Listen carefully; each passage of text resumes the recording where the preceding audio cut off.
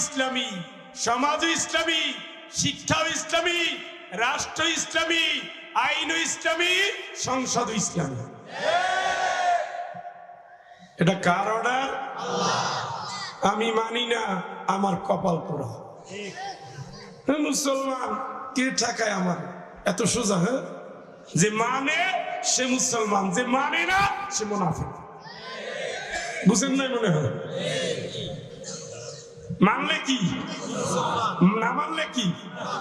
যেহেতু মুসলমান হয়েই গেছে, এখন আপনার সহজ পন্থা হলো দাড়ি থাকবে, টুপি থাকবে, পাগড়ি থাকবে, জামা থাকবে, তসবি থাকবে, কিন্তু সংসদ কোরআন দিয়া কেমনে সম্ভব? তার চেয়ে শেখ হাসিনা ভালো। কেন? হুজুরে তার পিছনে দৌড়িয়া জান্নাতের সার্টিফিকেটও দিচ্ছে।